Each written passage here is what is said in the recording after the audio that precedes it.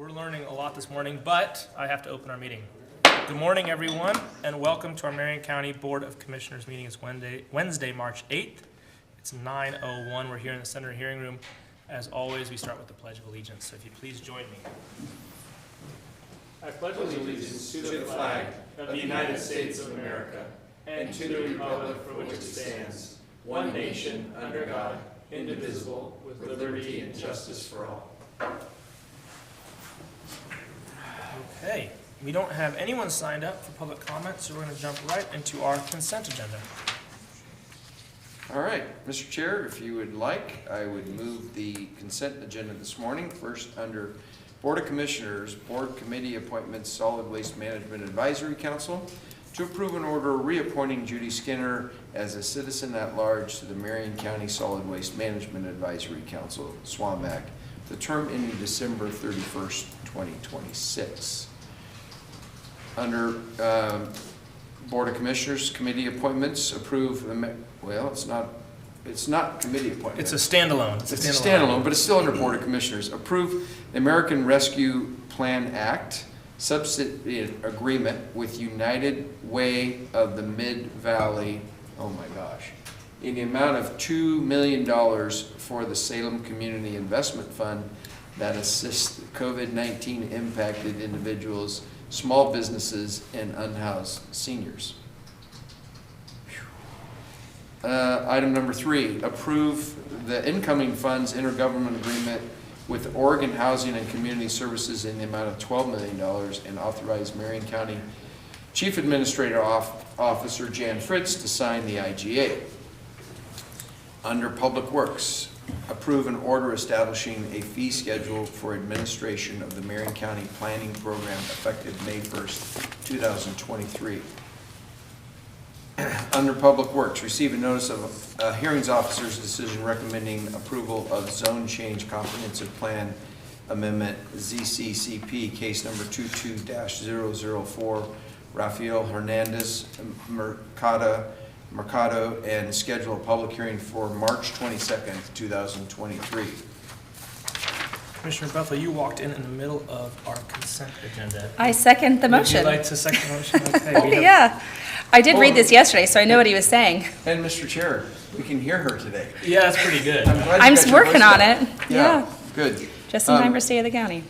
Mr. Chair, I just want to make a comment. I'm thankful that item number 1, Judy Skinner, what a great volunteer, and all the things that she's done for SWAMAC and within our community, garden services, and at the fair, and all the things that she does. She is just a star, and I'm glad that she's willing to continue to serve. And then I'm so thankful item number 2 is going to be out of here. And I hope Yours thumbs up in the audience, like a trend. I hope I can get the check in my hand within like 24 hours or 48 hours and just take it over there and say, here. Right? They did say within 10 days, so it's not going to be within 2, but within 10. Jan Fritz said she bird dogged that for us. Perfect. So, I hope Jeff is listening right now and is getting everything going. So, thank you, Mr. Chair, for letting me say those things. Yes. We have a motion and a second. Is there any further discussion? No. No. Seeing none, all those in favor signify by saying aye. Aye. Aye. Aye. The motion passes. All right. Next up, we're going to consider approval of an order appointing Jared Howard as the Justice of the Peace pro tempore. Is it pore? I'd ask pro tempore. Jane, do you know how you pronounce that? Tempore. Pro tempore. For the Marion County Justice of the Peace District. Good morning, Justin. Good morning, Commissioners. I am here on a happy occasion, but also to nominate. You do actually have to introduce yourself for the record. Oh my goodness. Sorry. Thank you. I appreciate that. I know. He doesn't have the habit yet. All right. Hey, my name is Justin Kidd. I'm the Justice of the Peace for Marion County. Good morning. Good morning. So I've been on the bench now for, 18 months or so, and I have not had a pro tem. So I've been dealing with the events of life by mostly appearing remotely up until now. But I'm going to be on a ship at the end of this month, and so I am asking you. Brag about it a little bit more. I know, right? So I'm going to be in a place where it's not feasible for me to have electronic communication. So I am asking the board to nominate a pro tem to sit in for me. I'm nominating, or I'm suggesting Jared Howard, who is here, who I think you'll find to be very well qualified. He has a BA in Politics and Philosophy from Willamette University. He's a 2009 graduate of Willamette Law School. He's the principal owner of Howard Law Group here, which is kind of they do kind of all things, but they have a specialization in real estate. And the reason I think that's important is a couple things. The Justice Court, we do a lot of traffic, and we do a lot of real estate in the form of FED work. FED work's a lot harder to teach, more complicated, more technical area of law. Traffic's a lot easier. For the world that doesn't know what FED is, can you just state the non-acronym? Oh, for sure. Thanks. Yeah. Thank you. I appreciate that. Yeah. FED is the fancy name for evictions. So we do landlord-tenant law. Okay. And so that can run in either way, but most cases run from landlord to tenant as an eviction case. Okay. So Jared has done eviction cases, so he's well versed in understanding the ins and outs of that kind of law. It is a hard area of law to teach, so I think he's a good candidate. He also has done cases in Justice Court, or he has appeared in Justice Court, and he's from Marion County. So you'd be surprised how many of the lawyers who appear in my court are not from Marion County, mostly from suburban Portland, Metro Portland. Oh. I know, right? That being part of the job, I think that he's a real good fit that way. Is that because we're giving tickets to people from suburban Portland? Because I would feel great about that. No, it's not. It's because the traffic bar is pretty specialized, and I think in order to make the economics of a traffic-centered law firm work, you have to have a lot of customers. So they tend to be from Portland. Huh, interesting. Mm-hmm. And same with real estate. Most of the real estate lawyers are also from Portland. That's where most of the cases are. So, but I think the most important thing I haven't talked about is he's just got real good common sense, real good horse sense. And that is really the key job of a justice of the peace, is applying the facts to the law, but doing it in a fair, equitable, and sensible way. So I think he's a real good candidate to fill in while I'm out. Fabulous. Welcome. Thank Want you. to say anything, Jared? Yes, I would. So I know you have a little bit of information on me, and Justice Kidd has sort of introduced me. I thought I'd tell you a little bit about me. I am a local guy. My wife and I live on a farm in Marion County with our kids. I was born across the river in Dallas. I've always lived here. I've always worked here. Prior to law school, I was involved in farming, timber, and real estate. Jared, do you want to introduce your wife? She's here. Oh, You might want to say hi. I was wondering who these little Thank people you. in the audience my were. wife Jessica, Alexander, Maximilian. Max, if you don't know. Welcome. Welcome. I love the use of the tie, by the way.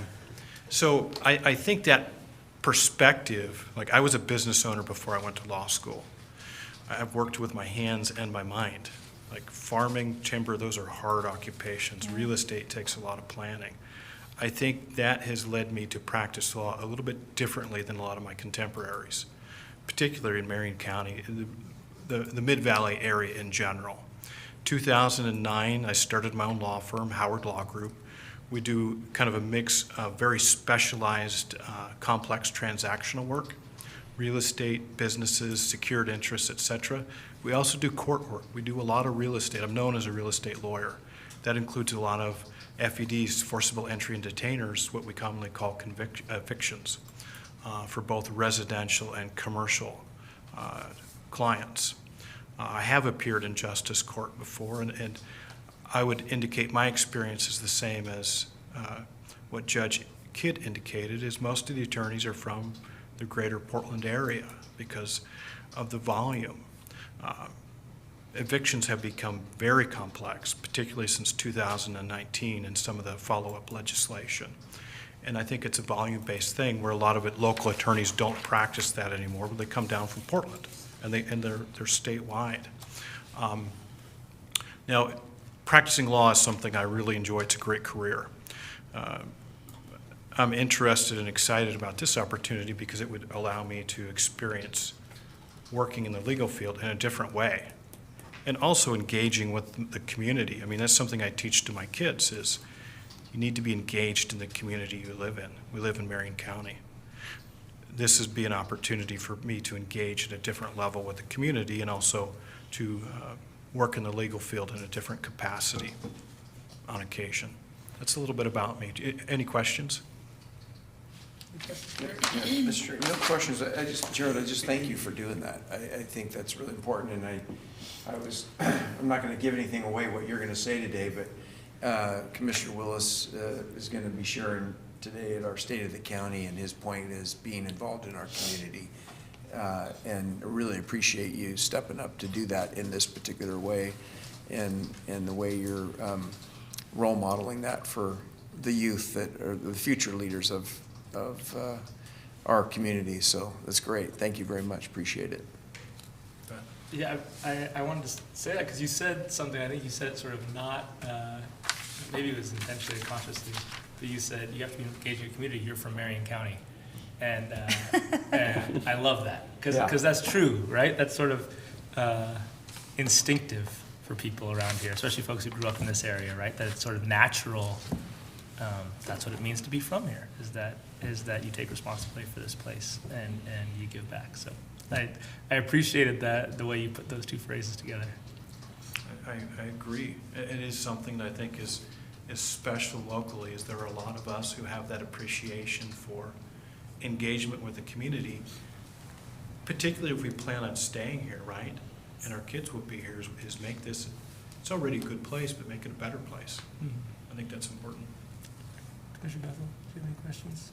I just think it's our place, and I think you're right. And I'm glad that you're equally sharing with your family what you're trying to do, and maybe they can go eventually in the future and see what it looks like in a justice court and stay out of there.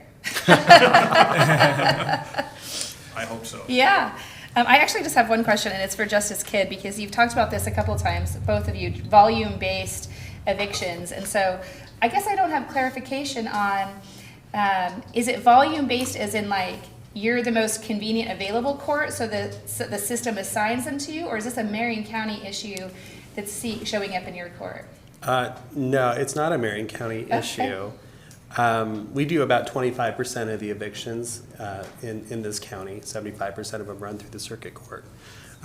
Evictions are up everywhere in the state because we had a moratorium for a long time, and then we had a lot of government money for a long time. Yeah.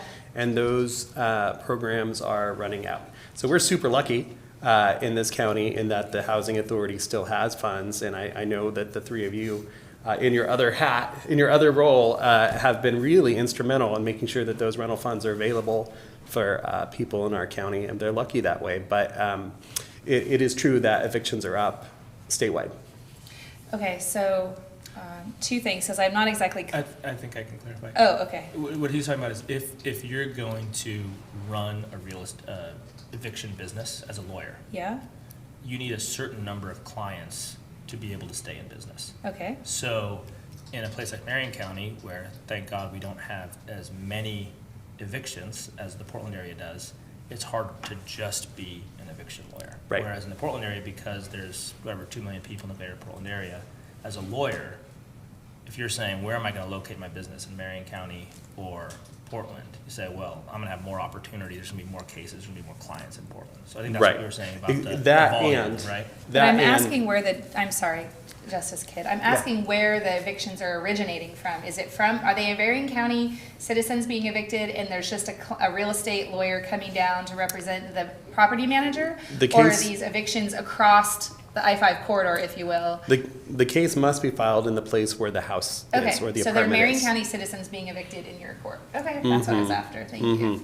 And the other point on why, so eviction cases generally, in order to run an eviction law firm, on either side, you have to have a lot of clients because they're short cases. Sure.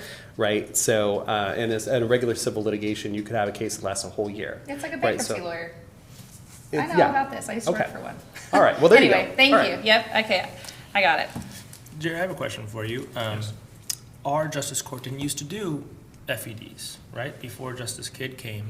So how has that impacted this community, your practice? I mean, could you tell us a little bit about before Justice Kidd started doing these cases? I imagine all your cases were in circuit court. What's the difference? Give us your perspective on that. Well, the only perspective I can add is there are, in the last year particularly, a lot more of these cases being filed in the Justice Court. Mm-hmm. I have appeared in the Justice Court on other matters, but not on an FED, because the prior Justice Ziranoff didn't do eviction work in the Justice Court. I've just noticed the volume has shifted over there, but also it's more frequently, and Justice Kidd maybe correct me if I'm wrong, but my impression is they're more likely to be self-represented parties in that capacity. The majority of our defendants are self-represented. I think that's true across courts right now. My impression is also property managers or landlords, but I may be wrong because I haven't. Oh, right, yes. Yeah, it's self-represented landlords for the most part. It's not lawyers who are filing right now in Justice Court. Oh, interesting. Yeah. Okay. So that's a benefit to both parties then. I mean, I think we make it really accessible. Like, that's our whole reason for being, is making it really accessible to everybody, right? When not intimidating. So I think it is a benefit to both parties. And frankly, our coordination with the Housing Authority is, I think, the biggest benefit to all the parties, because most people are being able to stay. Yeah. And most landlords are getting paid. And that's my hats off to the Housing Authority. That's not really my work, but I'm really pleased about that. Yeah. And that's also why it's important that you have this background, because if you have two parties that are unrepresented, then you as the justice, you're the person that's absolutely. actually telling everybody what the law is, right? So And there are landmines, I'm sorry to speak over you, but there are landmines everywhere in FED court. Traffic court's pretty, is teachable. FED court's really, really hard. Is Yeah. it written on the back of the ticket? Well, I know this from experience. Commissioner, something else that I wanted to say, just for folks that are watching, is part of the reason why the Housing Authority still has money to help folks in this process is because we were very intentional about making sure that the money we got, The Board of Commissioners. the Board of was Commissioners was intentional. very intentional about making sure the money we got for eviction relief was specific to folks who were in Marion County, who were doing the right thing, who were trying to pay their rent and just came on hard times. Some of the rules were pretty loose, and there were folks in other places who were using this money for all sorts of different things. And as a result, now they're out of it, and they can't help the people who really need it. And Yeah. so I feel pretty good about that decision, because at the time, I remember we were sort of wrestling with, Well, and we took criticism, frankly, directly about the fact that we were being very astute with our funds. And I really appreciate the acknowledgement on how we handled it, because we did, in fact, transfer those dollars as Board of Commissioners to the Housing Authority, because they're housing experts and they do housing case management. It's not just, to me, it was not just simply about writing a check to somebody. It was about understanding the root cause of their challenge and help them to stabilize long-term with those funds, and that's what's happening. and it's really been a benefit to both the landlords and the tenants. I And think our that's community, frankly, yeah. Very good. Yep. Thank you. Any other questions? Well, Justin, it'll be interesting when that rental assistant money runs out, how it goes over there. I can tell you how it's gonna go. The governor declared an executive order, and those funds are used for prevention primarily. So, we'll have another influx of that coming into Marion County. Will we? We're determining what that looks like on our MAC, our multi-agency committee, but yeah, she's allocated $14 million to the Marion Polk region. And yesterday I was on a meeting, and through our technical advisor, it was made very clear that prevention is the priority of her executive order, and shelter housing, and then stabilized housing. What that looks like in her mind is very different than what it looks like for my mind, and also the available resources. But as soon as the Housing Authority runs out, which will be in the next couple of months, I think, for us here in Marion County, there'll be funds to be able to back that up. And Jason Eisenbeis serves with me on that MAT group, and also does Nicole Oots from the Salem Housing Authority, along with 20 other individuals. But Well, I invite you to come down some Thursday afternoon, because to see the change in body language is just like, it's amazing to see people who are really backed into a corner have this life-saving resource. Yeah, last week we had a housing authority meeting. The Board of Commissioners, for the world that doesn't know, is also the Housing Authority Board of Directors with one citizen at large. And in our report from the executive director, he provided 9 testimonials of those exact dollars that they had received in response by email from their customers that were in your court. And Commissioner Cameron commented on a couple of them, but yeah, I would love to be there if I had more time, but it was helpful for Jason to provide those comments to us. Even though we know it's working, it's nice to hear directly from individuals whose lives have changed, and how they describe that. Pretty It was, cool. yeah, it was really great. So, Okay. if there's nothing else, I make a motion to approve an order appointing Jared Howard as the Justice of the Peace pro tempore for the Marion County Justice of the Peace District. I'll second the motion. We have a motion and a second. Is there any further discussion? I don't have any further discussion. I just want to say thank you for stepping up to do this, and thank you for bringing it forward, Justice Kids, so you have some time to just be a person. Appreciate it. Seeing nothing further, all those in favor signify by saying aye. Aye. Aye. Aye. Congratulations. Motion passes. Thank you. Congratulations to you Thanks and for your being family. here. Thank Have a you. good Thanks for cruise or coming. whatever you're doing. Thank you. Yeah. He's like, I'm coming back with a tan, I'm sure. Right? All Well right. deserved. Yeah. Next up, we have Katrina. And is Matt here? No, I don't see Matt. Just you, Katrina. Okay. We're going to consider adopting an ordinance to amend and certify the Marion County Ambulance Service Area Plan for a 5-year term ending December 31st, 2027. Morning. Good morning, Katrina Griffith, Health and Human Services Deputy Director. And I'm here for the ordinance piece of the Ambulance Service Area Plan. The update to the ordinance is just Attachment B. So Attachment B in our county code is the Ambulance Service Area Plan. And so we're here 2 weeks after my presentation of the plan revisions and the map updates to do the reading of the ordinance. Okay. Any further questions for Katrina? We had a big presentation on this 2 weeks ago. None. This is kind of like the consent item I was saying. I'm glad it's over. Moving forward. Me too, she says. Yeah. Government, you really have to readjust your expectations of timelines when you I'm start still working struggling with with the that, Commissioner, just saying. I think we all struggle with it. So I just want to check with legal counsel. Do we need to read the title once again and then approve the ordinance, correct? Yes. So, Mr. Chair, I will move that the chair read the ordinance by title once. I second the motion. We have a motion and a second. Is there any further discussion? Seeing none, all those in favor signify by saying aye. Aye. Aye. The motion passes. And Mr. Chair, I will move that we adopt an ordinance to amend and certify the Marion County Ambulance Service Area Plan for a 5-year term ending December 31st, 2027. I second the motion. We have a motion and a second. Is there any further discussion? Seeing none, all those in favor signify by saying aye. Aye. Aye. Aye. The motion passes. Okay, I will now read the ordinance by title once. In the matter of amending the ambulance service area ordinance and plan certifying the ambulance service area plan. Jane, how do we do?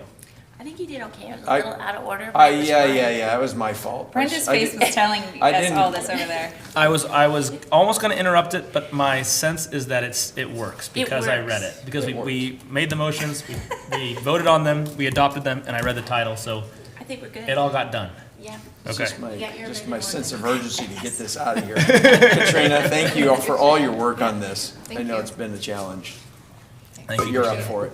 Yeah. Okay. See you at lunch. Okay, and now I'm going to open a public hearing to consider adopting the fiscal year.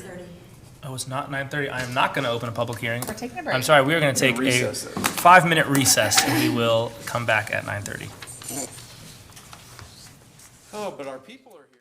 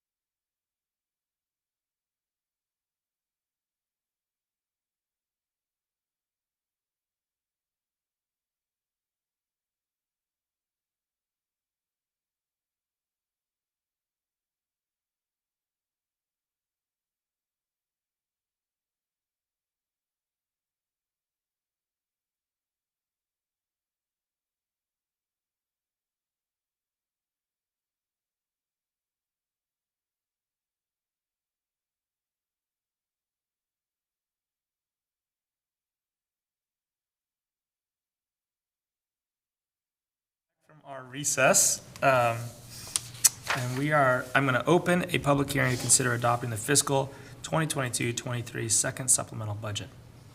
Jeff and Daniel, just Daniel. Jeff is going to be in the audience. Welcome. Thank you.